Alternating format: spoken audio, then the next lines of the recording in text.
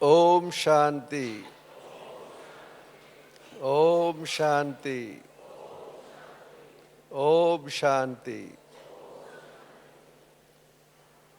बहुत अच्छा लग रहा है कि सभी भाई बहनें, खास जो प्यारे बाप दादा ने कल मधुर बोल बोले, उनके बारे में कुछ हम आपस में मनन करेंगे। क्योंकि पहली स्टेज होती है पढ़ना या सुनना।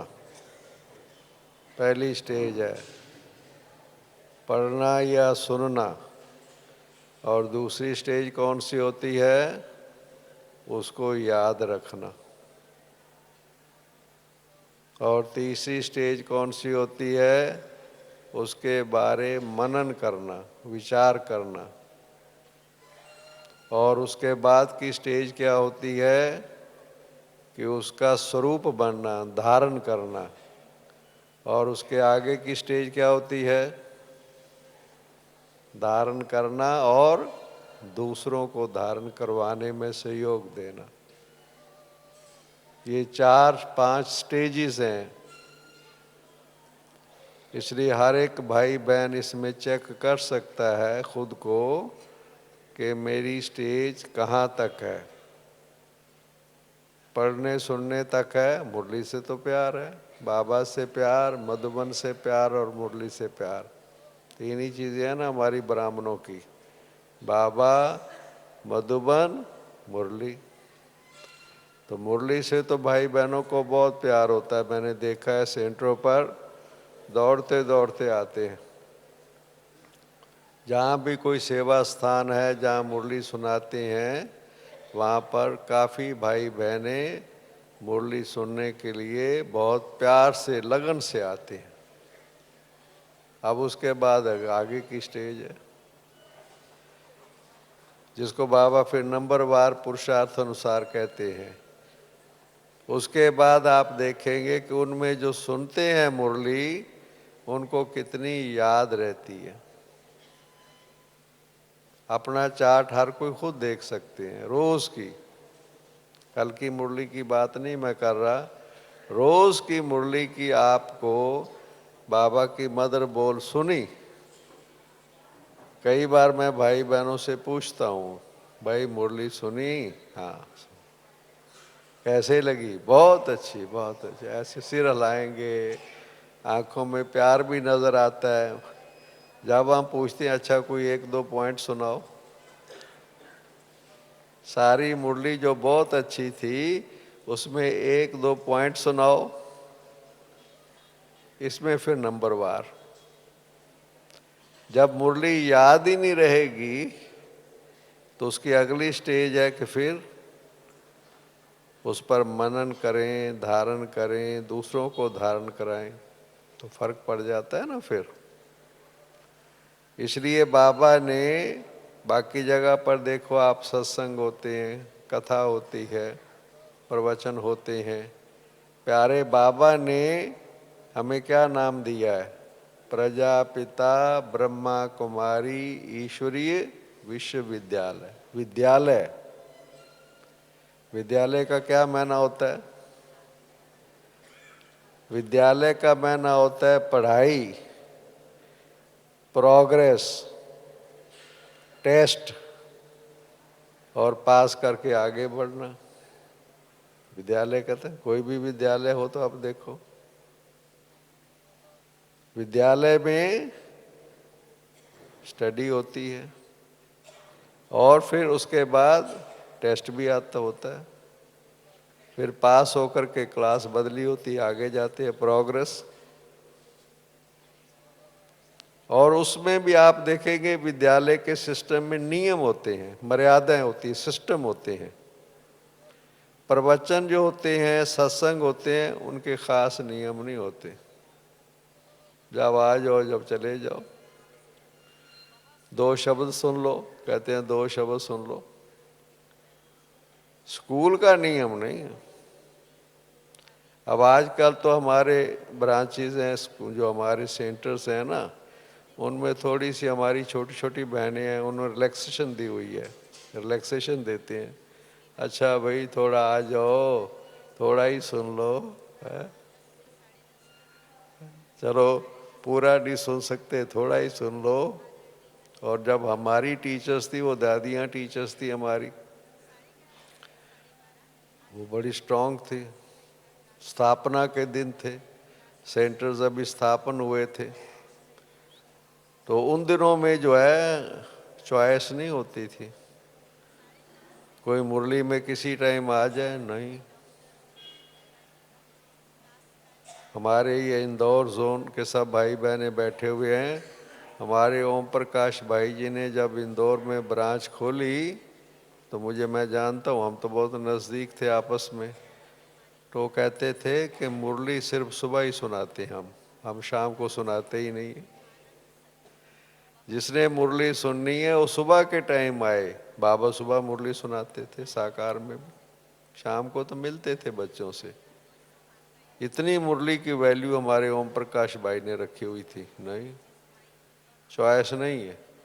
आजकल तो जिस समय आ जाओ, कहते चलो आ तो गए किस समय आ जाओ। तो मुरली के बाद मनन करना आप परसेंटेज है, सेंटर्स में आप देख लो, सब अपने आप को खुद देखो। मुरली से तो प्यार है। हमारी टीचर्स थी, मुझे याद है, दादी मुरुंद्रा दादी थी। मैं 2 मास का स्टूडेंट था। 1 घंटा योग होता था, 1 घंटा मुरली होती थी। जैसे सेंटरों में अभी भी नियम है, मुरली से पहले योग होता है। पर अभी आजकल क्या स्टेज है वो आप सब जानते हो, कितना योग में आते हैं और पहुंचते हैं। मैं 2 मास का स्टूडेंट था, तो मैं 5-7 मिनट 10 मिनट योग में लेट हो गया। 5 से 6 योग, 6 से 7 मुरली उन दिनों में वहाँ होती थी। मैं कोई 5:15 5:30 से पहले आया होऊंगा। क्लास के बाद मुझे बुला के कहती है, इधर आओ, स्कूल पढ़े हो, कॉलेज पढ़े हो, पढ़ाओ। क्या नियम होता है, पहले टीचर आते हैं, पहले स्टूडेंट आता है क्लास में।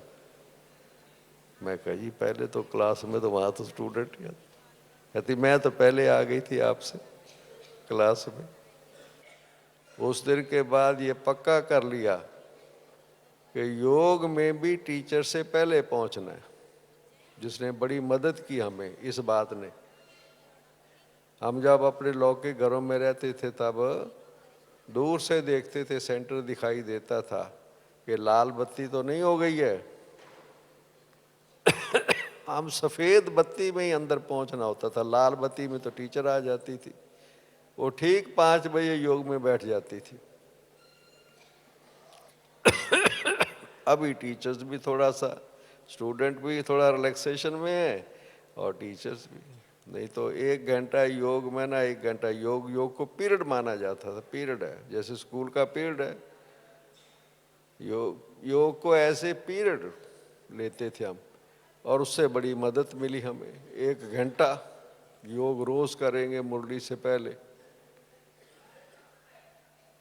एक और हमारी दादी थी, उस दिन भी मेरे कुछ लौकिक कारोबार था, मैं मुरली के टाइम पहुंच गया। उसके बाद मुझे कहती इधर आओ, दादियाँ थी तब टीचर।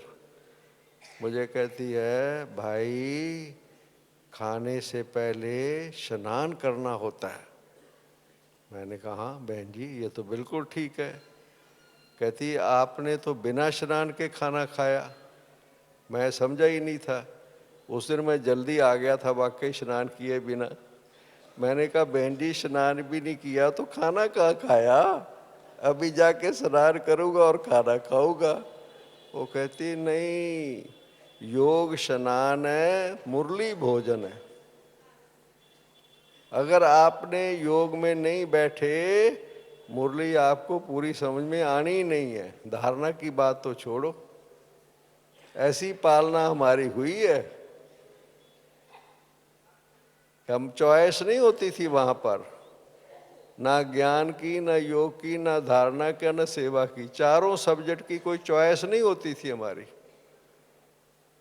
कि हम थोड़ा मुरली सुन लेंगे बस भाई ठीक है। योग भी बिल्कुल ठीक, ज्ञान भी बिल्कुल ठीक, और धारणा भी। हर स्टूडेंट के साथ हमारी टीचर्स हर हफ्ते हमें बैठना होता था, अपनी धारणा का चार्ट पूछते थे बैठ करके। खान पीन की शुद्धि कितनी है, संग का कितना परहेज है, सब चीज़ें। और चौथा जब जो सब्जेक्ट सर्विस का है वो भी वंडरफुल थी हमारी टीचर्स। हमें कहती थी किसी की सेवा की, हफ्ते में किसी को बाबा की बात सुनाई। अब उन दिनों तो लोग सुनते ही नहीं थे, विरोध होता था। मैंने कहा बहन जी कोई सुनता ही नहीं है। मुझे कहती नहीं कोई सुनता। मैं कहा नहीं सुनता कोई, उल्टा बोलते हैं। कहती दीवार को खड़े होकर सुनाया कर ताकि प्रैक्टिस हो जाए। एक्चुअली था कि हमें सुनाना नहीं आता था, और हम कहते थे लोग नहीं सुनते। हमारी प्रैक्टिस हो जाए। कहती है नहीं खड़े होकर के अपने आप बोलने लग जाओ, आत्मा का ज्ञान, परमात्मा का ज्ञान। और वो उन्हों की जो हमारी, उन्होंने जो हमें पालना दी और हमें सिखाया। और हर एक के लिए, माता बहन भाई, कोई भी पढ़ा लिखा अनपढ़। एक हमारी बहन जी थी वहाँ पर, परिवार में रहती थी माता, उनको भी किसी को कोई चॉइस नहीं होती थी, सबको ज्ञान सुनाना है, सर्विस करनी है। वो तो अनपढ़ थी मगर वो सुनाने लग गई, अभी भी है वो, सुनाने लग गई। एक दिन वो ट्रेन में बैठ के सुना रही थी, अनपढ़ माता, तो बीच में बोलती थी प्योरिटी, रॉयल्टी, ऐसे। वो सुनने वाले कहते बहन जी हिंदी में सुनाओ, अंग्रेजी में ना सुनाओ हमें वो अनपढ़ माता। कैसे बाबा ने कितना योग्य बना दिया, ये है विशेषता बाबा का बनने से और बाबा की श्रीमत पालन करने से। अब रात की मुरली तो आप सबने सुनी है ना? हाँ सभी हैं। कुछ तो घूम फिर रहे हैं, ऊपर चले गए माउंट आबू हैं, कुछ और घूम फिर रहे हैं। तो इसलिए जो मुरली आपने सुनी तो उसमें आप लोगों ने देखा होगा कि बाबा ने क्या क्या चीज़ें कही हैं मुरली में। ये मुरली, वैसे हर मुरली विशेष होती है, हर मुरली विशेष है, मगर ये कल की मुरली आप लोग देखे होंगे तो बहुत सी चीज़ें इसके अंदर है। अगर आप ध्यान देंगे तो बहुत सी चीज़ें इस मुरली के अंदर है। मैंने एक जगह लिखा था थोड़ा सा कि आपको ये भी बताएं कि हाँ ये कि बाबा की कल कैसे बाबा ने हम बच्चों की पालना की, और कल का जो बाबा का पूरा सिस्टम रहा आप सब ने देखा होगा कि लगभग 7:45 बजे गुलजार दादी जी बाबा का जो रथ है वो यहाँ पर आई, 7:50 पे यहाँ बैठा दिया गया, 7:55 में गीत बजा, जो बाबा का भोग का गीत बजता है, संदेशी के जाने का गीत बजता है, और 8:10 पर बाबा आ गए। 8:10 से लेके लगभग 12-13 मिनट बाबा ने दृष्टि दी कल। सबको बहुत प्यार से चारों तरफ हमने देखा, बाबा दृष्टि घुमा रहे थे। तो 8:25 तक लगभग, और फिर 8:25 से लेके 8:55 तक आधा घंटा तक कल मुरली चली है। 8:55 पर दादियाँ स्टेज पर गई हैं कल, बाबा को जैसे जाती है ना दादियाँ सब लास्ट में, और 9 बजे के लगभग बाबा को भोग स्वीकार करवाना फास्ट था कल थोड़ा सिस्टम, और 9:15 बजे बाबा ने विदाई ली। इतना फास्ट कल चला, पर सबसे उसमें इम्पोर्टेंट पार्ट था मुरली का। और मुरली में आप लोगों को कोई भी मुरली आप लो, मेरा आपको सुझाव है कि वाणी आप सुनो बेशक, मगर एक मुरली रोज आप पढ़ो, खुद टाइम निकाल के जो पढ़ सकते हैं। कोई भी मुरली, फिर अगर आपको आज की मुरली सेंटर से कई दफ़ा मिलेगी, कई दफ़ा नहीं मिलेगी।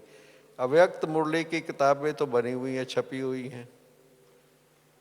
कोई एक मुरली को आप नियम बनाओ पढ़ने का खुद। आप 15 दिन में रिजल्ट आपको मिल जाएगा।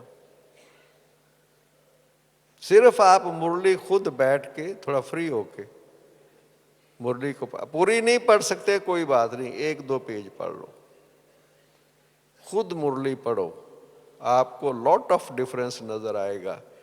जो मुरली आपको सुनाई गई है आप उसी मुरली को पढ़ो बैठ करके, क्योंकि आपको जिस वक्त हम सुनते हैं मुरली, कई दफा हमारी पूरी बुद्धि, मन बुद्धि पूरा वहां नहीं होता है। कई लिखते भी हैं, अच्छी बात है, मगर आप मुरली एक मुरली रोज पढ़ो। अच्छा, अगर आप इससे और उन्नति करना चाहते हो तो उस मुरली में ज्ञान, योग, धारणा, सेवा, चारों सब्जेक्ट के पॉइंट होते हैं हर मुरली में, मगर आप उनको अलग अलग करो। हमने 6 मास किया था जब ज्ञान में चले थे, 6 मास हमारी टीचर ने ये हमारे से करवाया था। हाँ, मुरली में ज्ञान के पॉइंट्स कौन से हैं, मुरली के साइड में पेन से मार्क करते जाओ। योग के कौन से हैं, धारणा के कौन से हैं, सेवा के कौन से हैं, करके देखो स्टडी अगर करनी है तो, क्योंकि स्टडी से हमारा भविष्य प्रारब्ध है। अच्छा, अब इससे आगे अगर कोई और बढ़ना चाहता है ज्ञान, योग, धारणा, सेवा के, फिर 4 कापियां बना लो। एक में आज की डेट के ज्ञान के सिर्फ पॉइंट लिखो, दूसरी में योग के पॉइंट लिखो, तीसरी में धारणा के, चौथी में सेवा के। 1 मास के बाद आपको किसी भी टॉपिक पर कहा जाएगा बोलने के लिए, आप बोल सकेंगे, मैं गारंटी से कह सकता हूं। 1 मास मेहनत करो, ज्ञान के पॉइंट निकालो भी मुरली से और लिखो भी, और योग के, धारणा के, सेवा के। आपको 1-1.5 घंटा टाइम देना पड़ेगा।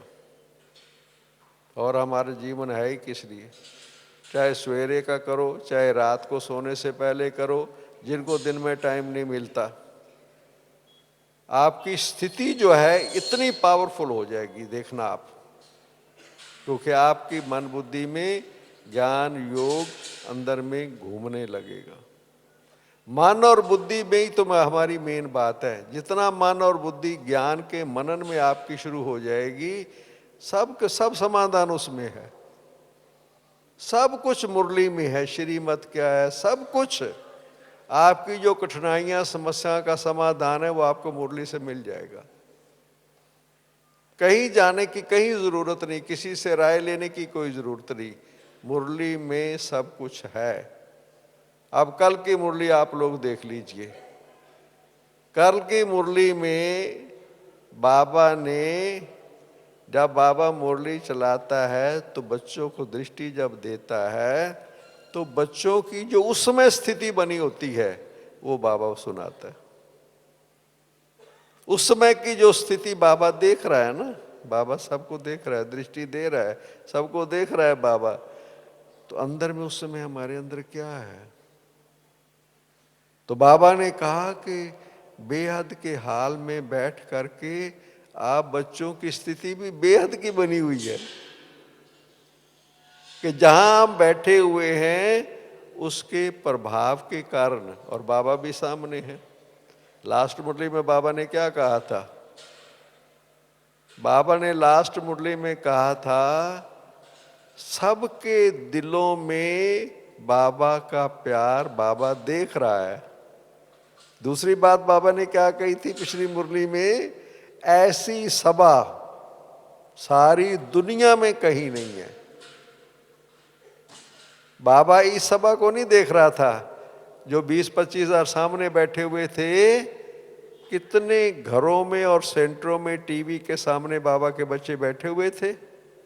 देश और विदेश में लाखों भाई बहनें उस समय पर, उनकी मन बुद्धि में क्या था, जब टीवी के सामने बैठे थे मुरली के समय पर, देश विदेश के बच्चों की मन बुद्धि में क्या था, एक बाबा। बाबा का भी सत्य स्वरूप। लोग बहुत जगह पर लाखों लोग इकट्ठे हो जाते हैं, संतों के साथ संतों में इकट्ठे हो जाते हैं, हरिद्वार में कुंभ के मेले इकट्ठे हो जाते हैं, पर सबकी मन बुद्धि में अलग अलग चीज है। किसी का कोई भगवान, किसी का कोई इष्ट, किसी का कोई गुरु, सवा लाखों की हो जाती है, पर मन बुद्धि में उनका गुरु सामने है। एक सत्य स्वरूप जो निराकार शिव बाबा ज्योति बिंदु 10 लाख भाई बहने बैठे हुए हैं, ऐसी सभा दुनिया में है कहां पर? ये बाबा ने कहा। बाबा की बात को समझना पड़ता है कि बाबा कह रहा है कि ऐसी सभा दुनिया में कभी नहीं होती, नहीं है।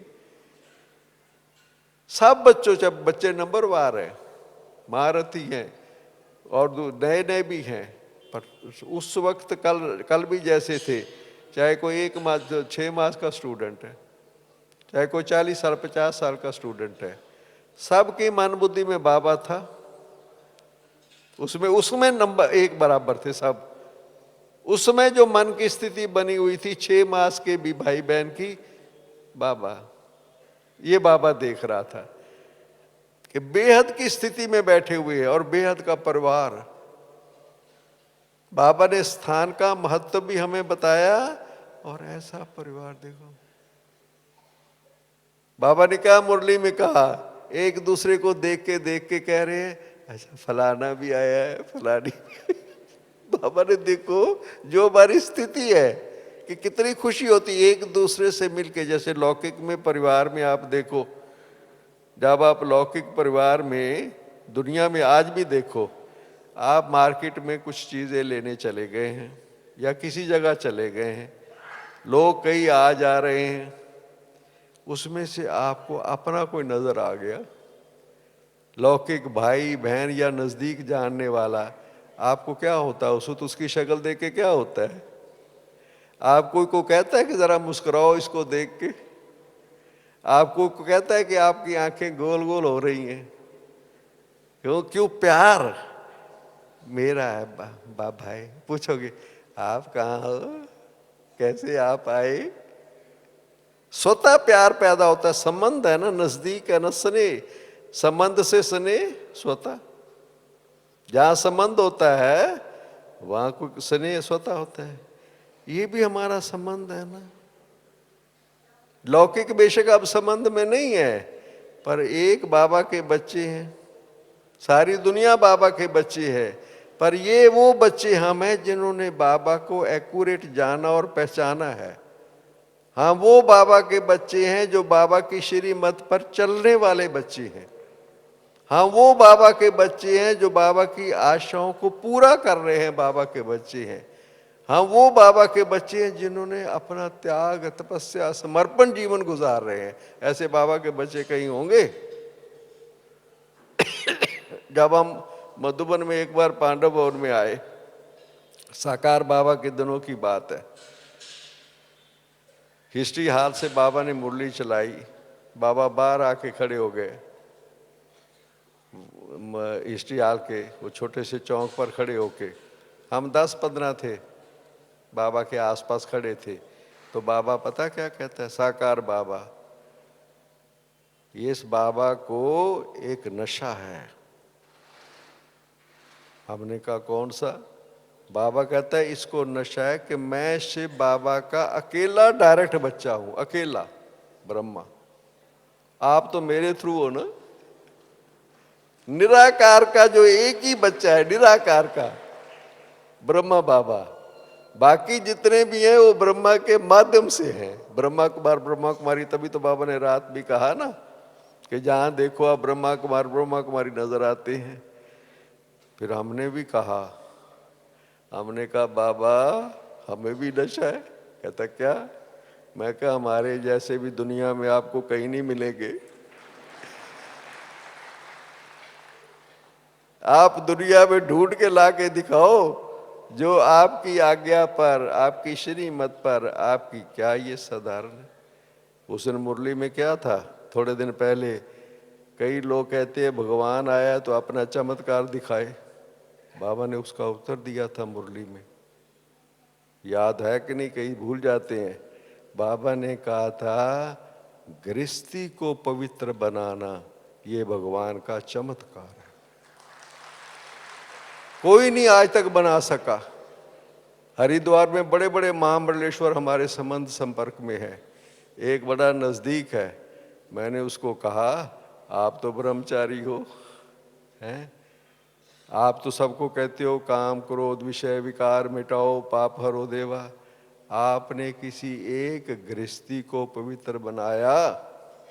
मैंने पूछा उसको, वो पता क्या कहता है, वो बड़ा वो जैसे रमणीक स्वभाव का है। कहता है मैं सच बताऊं, मैं जोरदार भाषण करता हूं काम के ऊपर क्रोध के ऊपर, बड़ा लोगों को जोर से बोलता हूं। कहता उस दिन चढ़ावा बड़ा चढ़ता है, लोग कहते हैं महाराज ये काम आप ही करते रहो हमारे लिए। लोगों के अंदर वो ताकत नहीं है। प्रवचन से कोई पवित्र नहीं बनता है, इसमें से बाबा की शक्ति चाहिए। बाबा ने जो विधि बताई है, जो हम अभ्यास करते हैं अशरीरीपन का, ये पवित्रता का आधार है। पवित्र ऐसे नहीं बन सकते हैं, मन बदल जाता है। बाबा का ज्ञान कोई सुनता रहे, बाबा को पूछता नहीं। छोटी छोटी बहनें हमारी कहाँ पूछती हो सेंटरों पर, मुरली सुनाती हैं, मुरली सुनते सुनते ही पवित्र हो जाते। हमारे पास ऐसे अनुभव हैं, 7 दिन की मुरली सुनने के बाद युगल ने कह दिया हम पवित्र रहेंगे, मन बदल गया दोनों का। ये चमत्कार है, चमत्कार भगवान का है। ये है बाबा, बाबा की शक्ति, निराकार की शक्ति है ये। कौन है सामने? वही तो घर में रह रहे हैं, उसी जगह पर रह रहे हैं, उसी कमरे में रह रहे हैं। ये साधारण चीज नहीं है, क्योंकि उनको स्मृति आ गई हम देवता हैं। पवित्र तो हमारा जीवन है, सतयुग में हम पवित्र रहे हैं। ये स्मृति आने से मन बदल जाता है। तो कल बाबा ने हमें परिवार का नशा चढ़ाया। बच्चे ये कितना बड़ा बेहद का परिवार है सारा आपका, आप इस परिवार के अंदर हो और सबको एक दूसरे को देख रहे हो, एक दूसरे को जानते हैं। वो परिवार भी हमारी मन स्थिति को खुशी देता है। इसलिए आप देखो सेंटरों पर भी आप जाते हो, मुरली भी सुनते हो, पर जब मधुबन में आते हो यहाँ पर, तो यहाँ पर आप देखो एक भाई ने वहाँ हमें सेंटर पर जाके अनुभव सुनाया। बहनें पूछती है ना, आओ भाई मधुबन होकर के आए, अनुभव सुनाओ। कहता है ये अनुभव क्या सुनाऊं, इतनी ओम शांति मैंने कर ली जो साल में भी नहीं कर सकता। जो मिल रहा था ओम शांति ओम शांति ओम शांति। कहता है इतनी ओम शांति की मैंने। तो ये भी तो देखो स्थिति बनाती है ना। ये जो वाइब्रेशन है सारे हाल में जो हम बैठे हुए हैं बाबा के सामने, और वैसे भी ये कोई कम बात नहीं है। दुनिया में बड़े बड़े सत्संग संगठन हैं, पवित्र आत्माओं का संगठन इतना कहीं नहीं है। यहाँ पर एक बहुत बड़ा पीछे कॉन्फ्रेंस जब हमारी हुई थी, बहुत बड़ी इंटरनेशनल कॉन्फ्रेंस हमने लास्ट ईयर की थी यहाँ पर, उसमें एक बहुत बड़ा पत्रकार जो गवर्नमेंट ऑफ इंडिया भी, हमारा मोदी भी उनको मानता है, वो पत्रकार यहाँ आया था, यज्ञनिक जो आए हुए थे। उन्होंने कहा मुझे जब भी ब्रह्मा कुमारी का निमंत्रण मिलता है मुझे खुशी होती है वहाँ आने की, पहुँचने की। क्यों? कहता है ऐसी सभा मुझे कहीं देखने को नहीं मिलती। बाहर के व्यक्ति ने कहा देखो, जिनके पवित्रता की, एक कन्या पवित्र होती कितना उसकी शक्ति है, एक संत महात्मा पवित्र होता है कितना उसके लिए लोग पीछे भागते हैं और इकट्ठे हो जाते हैं। यहाँ पर सारे आप देखो, सारे इतने जो अंदर से पवित्र, जो विकार के लिए विकार जैसे, ऐसी सभा कहाँ है। इसलिए बाबा कह रहा था कि ऐसा परिवार, ऐसी सभा, ऐसा स्थान, बाबा इसकी वैल्यू हम बच्चों को बता रहा था कि ये बाबा देख रहा है सारा, ऐसे परिवार को बाबा देख रहा है। फिर बाबा ने इस मुरली में कुछ वरदान भी दिए हैं। एक तो हमारी अपनी वैल्यू बताई, दूसरा बाबा ने वरदान दिए हैं। उस ढंग से आप मुरली पढ़ना फिर से दोबारा या सुनना, बाबा ने कौन कौन से वरदान दिए हैं। बाबा ने कहा अभी मिल रहे हैं, मिलते रहेंगे। अभी मिल रहे हैं, देखो ये तो भाई हमने देखा, बाबा भविष्य के लिए निरसंकल्प कर रहा है हम बच्चों को, कोई संकल्प ना चलाओ किसी किस्म का। बाबा मिल रहा है और बच्चों से मिलता रहेगा। ये साधारण बोल नहीं है, भगवान के बोल हैं। बाबा का प्यार है ना। फिर बाबा ने क्या कहा, कितनी बड़ी बात बाबा ने एक और कही कि बच्चों के मस्तक में बाबा और बाबा के मस्तक में बच्चे।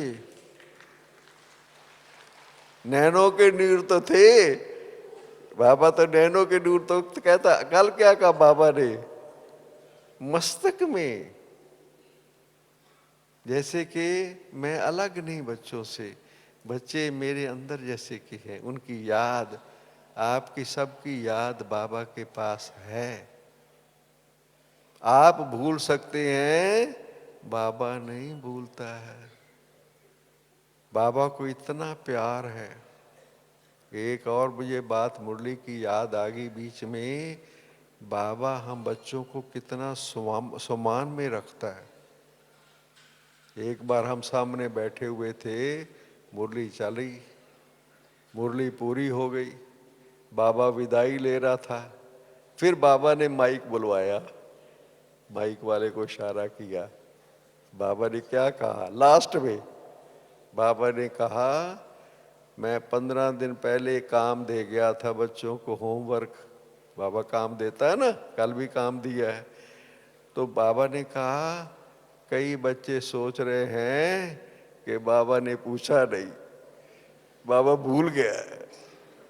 बाबा ने मुरली में तो कहा, फिर बाबा ने आगे क्या कहा, बाबा भूला नहीं है, पर बाबा ने क्यों नहीं पूछा। और वो जो बाबा की बात है वो बड़ी मजेदार है।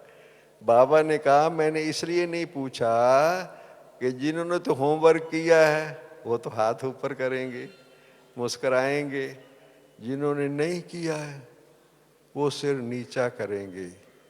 बाबा को ये पसंद नहीं है कि कोई भी बच्चा सिर नीचा करे। देखिए आप विचार कीजिए इस पर, एक लाइन पर विचार कीजिए कि बाबा को उन बच्चों का ज्यादा फिक्र है जिन्होंने नहीं किया है। देखिए आप, ऐसा कोई होगा, ऐसा कोई टीचर होगा कि जिन्होंने नहीं किया है उन बच्चों को भी। इसलिए बाबा ने एक मुरली में कहा था ना कि बच्चों की कमजोरी भी बाबा को जैसे अपनी कमजोरी लगती है। देखिए जैसे लौकिक में भी जो होता है ना, बाप कोई बच्चे की होती है तो बाप को अंदर लगता है। बाबा क्या है अंदर, ये इसलिए देखो बाबा क्या है। कल भी बाबा ने यही कहा कि जैसे कि बच्चों को कितना नजदीक बाबा ने अंदर कहा कि मिले हैं मिलते रहेंगे। फिर और बाबा ने क्या मजेदार बात कही, और एक बात कही, हाल की इतनी महिमा करके बाबा ने कहा जब कुछ ऐसी बात हो जाए तो यहाँ आ जाना। देखिए हाल में आके ये हाल आप सबका है कि आप अपना समझो। अपना जैसे कोई अपना होता है तो अपने घर में जाना होता है ना। अगर कोई बाहर किसी जगह कोई नौकरी पर भी चला जाता है, कोई कठिनाई आती है तो उसको अपने घर जाना होता है।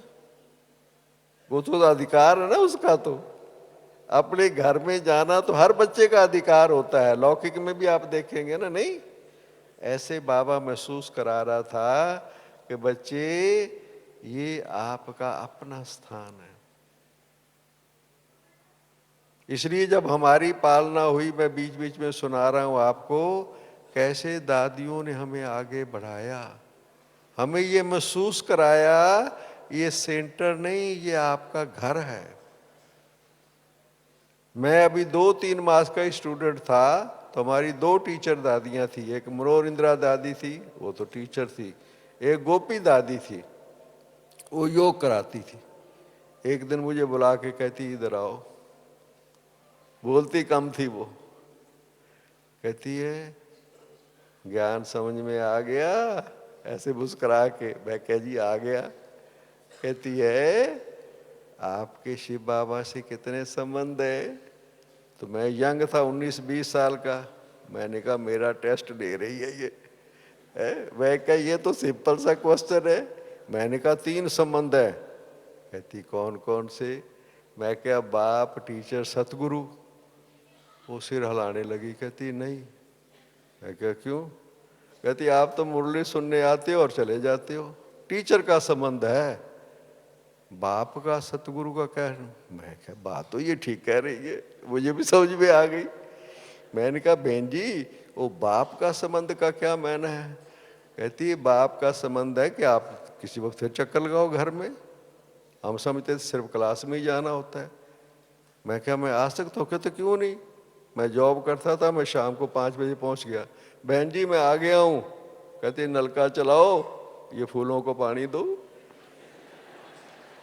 रोज शाम को मैं चला जाता था, कभी कोई काम कभी कोई काम। अब जाऊंगा तो टोली भी खिलाएंगे, चाय भी पिलाएंगे, घर का मेंबर बन गया। फिर मैंने कहा जी सतगुरु का क्या संबंध का? कहती शाम को योग किया कर जा करके। 3 टाइम हम वहां पर सेंटर पे जाने लग गए, कितना हम नजदीक आ गए। ये है बाप टीचर सतगुरु का प्रैक्टिकली रूप होना चाहिए हमारा। और कई सेंटरों पर मैं देखता हूँ 2-2 बहनें रहती हैं। मैं उनको कहता हूँ बहन जी इतना बड़ा तुम्हारा भवन है तो कैसे आप इसको चलाते हो? कहती है सुबह देखना हमारी माताएं हैं, सारे घर को साफ करके फिर जाती है अपने घर में, माताएं संभाल रही हैं। ये है अपनापन। कई मुझे कहते हैं भाई जी हम कोई घर में ऐसी चीज़ नहीं बनाते, जो नई सब्जी आती है, नया फल आता है, पहले बाबा के घर में। देखो क्या चीज़ है ये है मेरा बाबा, मेरा परिवार, मेरा घर। ये बाबा ने कल वैल्यू बताई है। इसलिए बाबा ने कहा जब कोई ऐसी बात हो तो आप आ जाना, यहाँ पर पहुँच जाना। ठीक पहुँच जाओगे ना भाई? तो इसके बाद बाबा ने कई चीज़ें और भी बताई हैं। तो बाबा ने खास इसके लिए कितनी चीज़ें हमें बताई।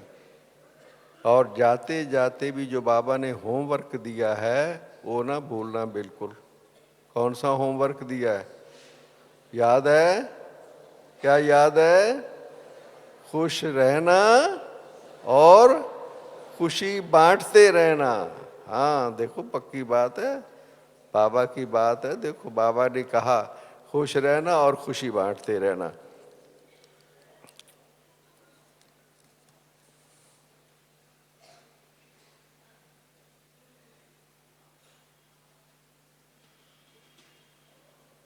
बाबा ने कितनी, और बाबा ने कहा कि ये बड़ा परिवार भी है। और बाबा को कैसे लग रहा था कल?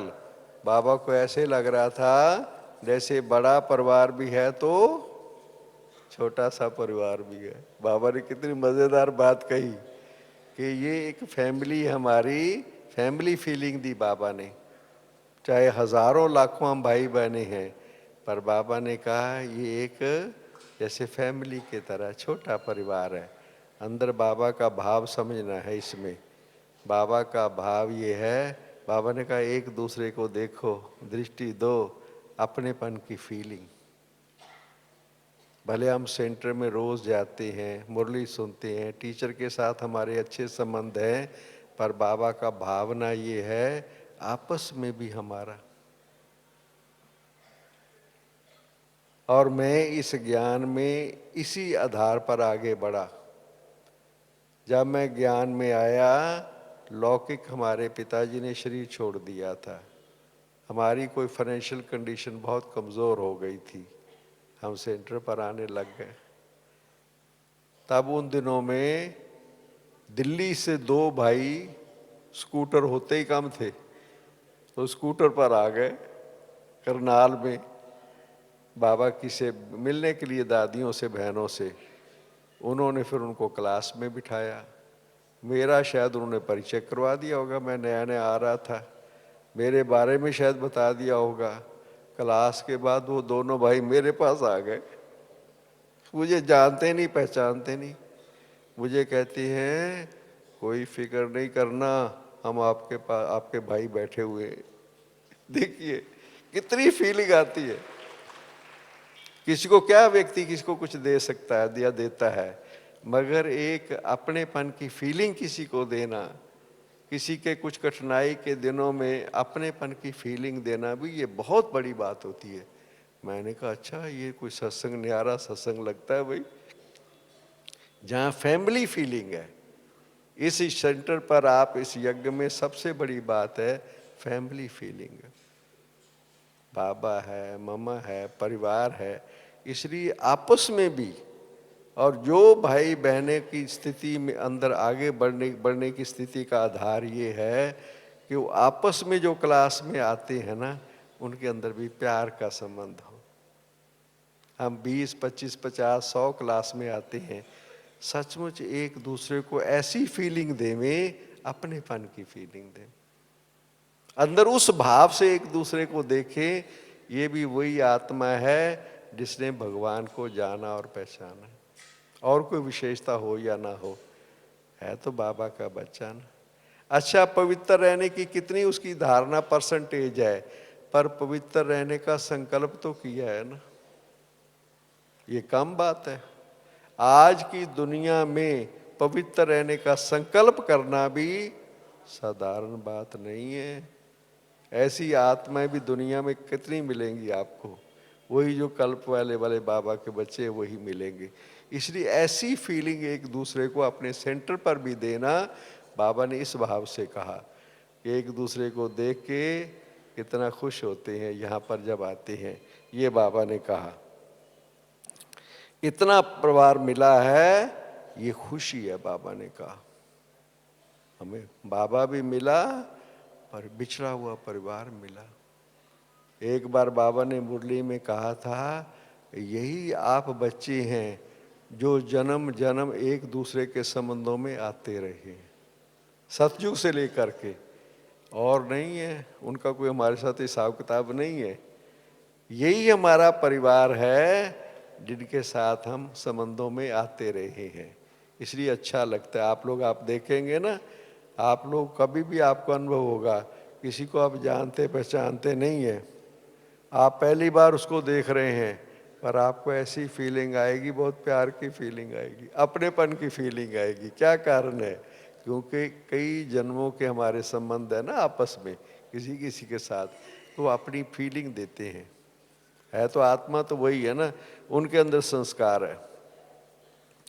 इसलिए बाबा, कल बाबा ने क्या कहा कि बाबा कहता है वह बच्चे, और बच्चे क्या कहते हैं? इतना प्यार से बाबा ने कहा, कितना प्यारा लगता है। बाबा ने कहा अभी मिल रहे हैं, कितना प्यारा लगता है। फिर बाबा ने क्या कहा कि बिछड़ जाएंगे। बिछड़ना बाबा कहता थोड़ा ठीक नहीं है, पर वो भी ड्रामा में पार्ट है। मिलना भी पार्ट है और बिछड़ना भी पार्ट है। अभी मिल रहे हैं, बाबा को पता है, पर बाबा ने कहा फिर मिलते रहेंगे आपस में। ये बाबा, फिर बाबा ने एक और बड़ी बात कही कल, ध्यान से मुरली को पढ़ना, फिर बार बार पढ़ना। बाबा ने कहा ये मिलते मिलते मिल जाएंगे। इसका अर्थ समझो क्या चीज है? मिलते मिलते, अभी तो बाबा आता है हम बच्चों से मिलता है, मिलते मिलते हम भी बाबा के पास चले जाएंगे। जाना है ना बाबा के पास, जाना है परम धाम में, रिटर्न जर्नी है ना, कि हम भी अपने घर में जाए ना। असली घर तो हमारा वही है ना। ये तो पाठ बजाने के लिए यहाँ पाठ बजा रहे हैं, संबंधों में आए हुए हैं, परिवार में आए हुए हैं, हैं तो अपना घर तो हमारा वही है ना। तो अपना घर में जाना तो अच्छा लगता है ना। तो बाबा ने कहा मिलते मिलते वो टाइम तो आना है ना, मिलते मिलते हम मिल जाएंगे। इस प्रकार बाबा ने बच्चों को बहुत नज़दीक का अनुभव करवाया।